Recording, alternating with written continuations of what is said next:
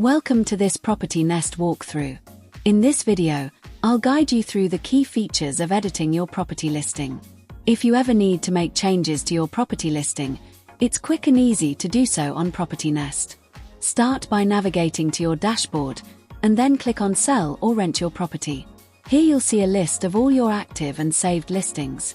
Simply select the property you'd like to update and click the Edit Property button. This will take you back into your listing, where you can update your property details, pricing, descriptions, and images at any time. If you'd like to change the order of your photos, scroll to the Images section. Photo number 1 is always your main display image, but you can easily reorder your photos by selecting the image number you'd like to swap. For example, if you want a different photo to appear first, simply change the order and save your updates. Once you're done, your changes are applied instantly, keeping your listing fresh, accurate, and up to date. Property Nest. Sell. Buy.